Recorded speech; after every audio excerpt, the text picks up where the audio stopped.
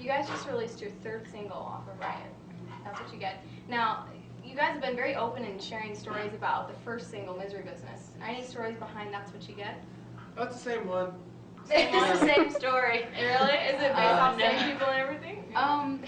That's What You Get is kind of about, well, like I say, no sir, so obviously I'm talking to a dude, but it's kind of like, I kind of live in a world of guys, so it could really be any of my friends, but it's just kind of talking about how you, it kind of follows for a pessimist a little bit in the way of like putting your faith into someone, but it also like giving them so many chances because you love them and you believe in them that like finally you just realize that you're kind of hurting yourself because of it. So you let, you know, and even beyond like specific relationships, like just when you make a lot of decisions based solely on emotions, like it can just kind of rip you apart after a while.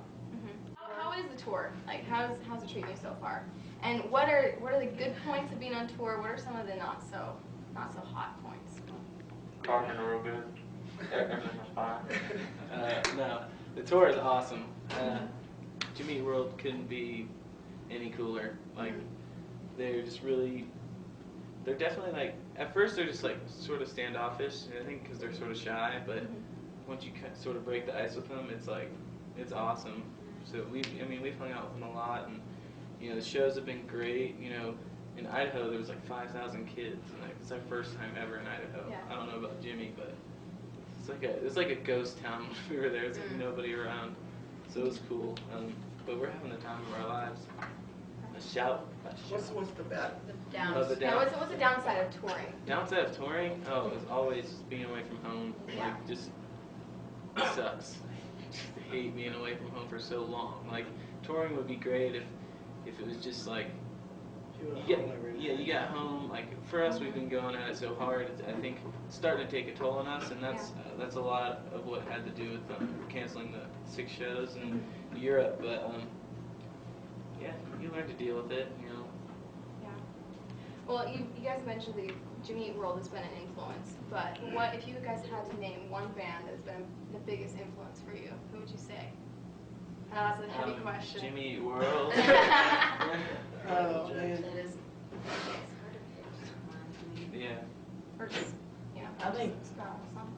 I think all of us have different tastes in music, and we all listen to different kind of music, so it's kind of really hard to pick one. I mean, Jimmy Eat World's the most. yeah, like, Jimmy Eat World is the most, like, I guess, similar to our sound, and we look up to a lot for that kind of stuff. But anyways, I just think it's cool because we all kind of come from such different kinds of music, and I feel like it all kind of plays into it, so it's pretty cool. You guys just at the last Grammys, you guys were up for a Grammy. Yeah. How did that feel to be there? I mean, you guys really, 2007 was a huge year for you guys. I mean, you guys went from just, you know, releasing Riot, and you guys were nominated for a Grammy. How was that? It was awesome. It would be cool to be stuck in England and win, but we didn't. Amy Winehouse did. But it's all good. Like, I shouldn't have said that. You know, though, it's all like, I think you guys are pretty sick. Yeah, Yeah, we're it's safe. cool. I'm just kidding. You know, it's so cool to be there. Like, we didn't even care. We didn't even, like, the fact that we were there was, like, way cooler than anything in life. So, like, we didn't win. We were like, okay, who cares? We're still here next to Snoop Dogg, and, like, Busta Rhymes is behind us, and, like, Ringo Starr. It was just, like, it was unbelievable. It was really cool. It was a really cool opportunity. Yeah. I enjoyed it. All the performances that night were really good. You know what? Yeah. It's incredible. Is there anyone that's made you guys starstruck? You see them, you're like, holy crap, we're with them. Ringo Starr. Ringo? Sure. Yes, Yeah. Dave Grohl. Aretha Franklin. Stevie Wonder. Dude, yeah, Stevie Wonder and Aretha Franklin were both there. Friends. Friends. Stevie Wonder. Stevie Wonder. DC Talk. They weren't there. They weren't there. I also listened to this gospel group called Take 6 a lot. Okay. Yeah!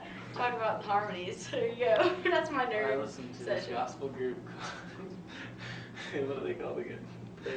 Praise Jesus Ministries. You check them out. Okay. They're awesome. But anyways, guys, thank you so much for being willing to talk to us. Thank you. Anything you want to add? Anything Sorry you we're guys? in a goofy mood. We're just Oh like, no! we like to Hey, laugh. that's totally cool. That's talking real Helps good. calm my Thank you. nerves. Thank you. Thank you. Thank you. Thanks. Thank you Let's see. What guys. else do we want to add? Yeah, what We want to go karting. We Tell her love the about go that. kart. We love candy. And Let me cookies and tell you. stuff. I have a story. If you want to bring me a pull-up bar to one of our shows and give it to me, that'd be awesome. Because I can't ever find places to do pull-ups. Better watch out. Cut this up. That's it. Thanks. Guys. But it has to be a pull-up bar that you don't have to bolt in anywhere. So it uses your self-weight to self-weight. What does that mean? Just the one that kind of like, yeah. What Thank are you you. talking about? Well, hey guys, on behalf of 119 in the end, thank you so much. It's been Thank great you. to talk to you guys. And hey, good luck on the rest of the tour and with your entire career. Thank you. Thanks so much. So when I was around like 13 years old, my family moved up to Nashville from Mississippi, and basically I tried going to public school and it didn't work out, so I started going to this like private tutorial that my mom found through friends. She was a teacher, so she met a lot of people really quick, and I don't know, I started going to this school every Thursday, and I met Zach and Josh there, and obviously they're brothers, so Zach came up to me first and was like, Hayley, I'm in this band and it's really cool with my brother. And he was like, Hey, it was cool. it was awesome. But like, he was so excited about it, and it was really cool for me to see another person my age that really loved music. And I didn't even know that it was possible for people our age at the time to like make music together, because no one in Mississippi barely knew what it was. So we started kind of hanging out, and Zach would bring me like mixed CDs of all these different bands like Failure and Sunny Day Real Estate and just a bunch of great bands. We started playing music together, and then in the meantime, Jeremy and I met in this like, sorry. And in the meantime, Jeremy and I met in this like cover band. My mom saw a flyer at her school saying that this band, wanted to have, one of their singers left, and they wanted to try out new people, and I thought it might be fun. So I tried that out, met Jeremy, and eventually our band needed a bass player, so we asked, wait a second, did we even talk about how we started our band? You've been talking for so long. I know. Okay, so how can we cut in where we talk about our band? Well, I just confused myself. we've been playing music together in this band Paramore for about almost 4 years, Yeah. right? And we started from just everybody went to school together, me, Hayley, Josh, and then we met Jeremy because Hayley was in a band at the time. There you go. That's the guy's version of the story. First year we ever played on Warped Tour, which was 2005. I was 17, Hayley was 16, Zach was 14 or 15, and Hayley was 20, Jeremy was 20, and we were all pretty young, and we were in a 12-passenger van with a trailer, and it was quite the experience because we were on the Share a Girl stage, which is a tiny little pink lesbian truck. It's one of the main stages. It is. It's a lesbian truck. It's all the bands are lesbians. Like, it's what it was promoting. Nice lesbians. Yeah, it's nothing against lesbians. I mean, it was just a lesbian truck, and we the aren't truck, lesbians. The truck was actually homosexual. No, but anyways, yeah, it was awesome. The stage, remember, we would jump around and it would actually rock and move, and like it felt like at any moment we were gonna die. It just folded out of like a little truck. I mean, the stage was that. Like a small U-Haul looking thing. Yeah, small U-Haul, and like only half the PA worked. So I guess it was 2 nights ago, our bus was having transmission trouble, and it would start shaking us, and it was like we were on the highway running over millions of cows, and it was pretty crazy. But Newfound Glory, some of the dudes were on our bus, and they couldn't miss the show the next day. They're like, man, if your bus is going to be broken down, we got to play. So I had their bus come pick them up, and while their bus was there, our bus driver was like, man, we're not going to make it tomorrow. You guys better get a ride with them or you're not playing. So they let all 5, well, we have Taylor, he plays guitar with us. We have the 5 of us went on their bus, and they already had 2 additional people, so it was 18 people on their bus.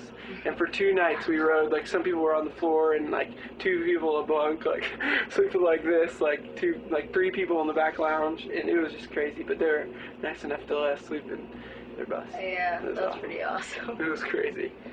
We were really looking forward to seeing As I Lay Dying playing every day, and they just joined the tour like a few days ago, maybe close to a week ago. I don't know. And their set is brutal every day. It's like ridiculous. I love watching them. Yeah, we're looking forward to seeing them and Killswitch Engage. Yeah. Big fans of both of I mean, those guys. it's pretty obvious we're highly influenced by metal music. Yeah.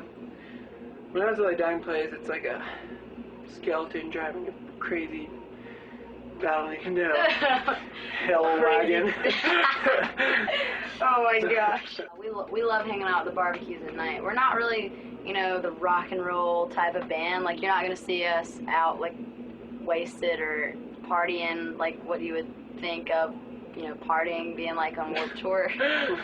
We're not like that, but I think that's why I like the Warped barbecue so much, because it looks like really rock and roll, and you're just like looking around at everyone and thinking, wow, this is awesome. And I got a $1 cheeseburger. Yes. I know, you know what I'm saying? Like, So there's no Slash in your group, huh?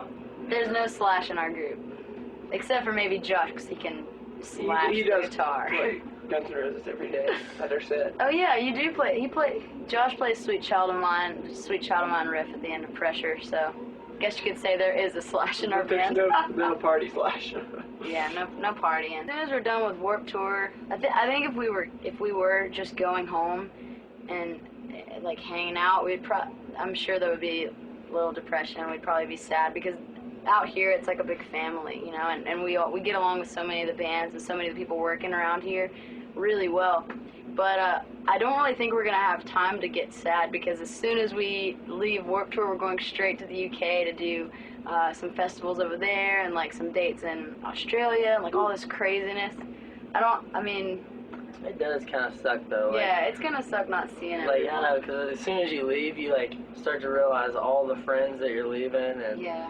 like so many people that you're like, crap, why didn't I get Just their like- number? How am I gonna Like summer camp, the exact same thing happens there. Like, you'll go and it'll be the last day, and you're like, whoa, wait a second, and you realize how much you're gonna miss it.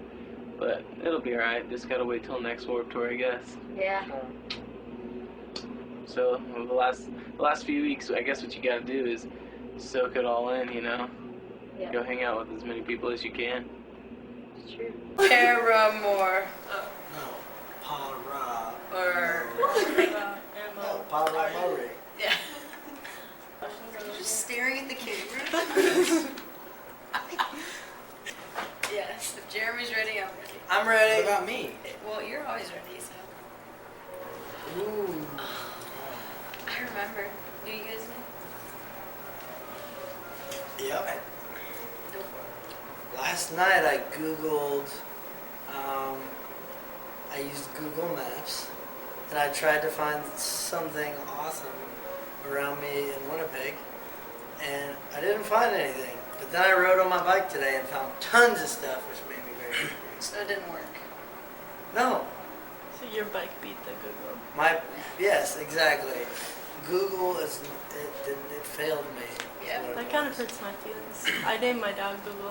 I like Google a lot. That's such a good amazing. Google on the internet. Now This you little dog terrier? didn't fail. Best dog ever. Can't stop watching that. That was nice. This whole time. The last thing that I googled was garden fountain. What? I really want to find a fountain for my house, like a funny one. I don't know. So I googled it. I don't know. What'd you Google, T? I googled. I'm super indie, so I googled Bon Iver. He has I guess he redid songs, and it's called MySpace Transmissions. And I didn't know what to look for, so I googled it. You're indie I found fresh. it. It's good. You download it? I don't know how to yet. I've heard you can, but I just heard it. Oh, I know exactly. It was 2 nights ago. I dreamt that I was at my old house in Meridian, Mississippi, on Cherry Lane. That's where I lived, Cherry Lane. And I looked out my window, and there was this car sitting there, and then I looked like a little to the left or right of the car, and there was just this little girl like standing there,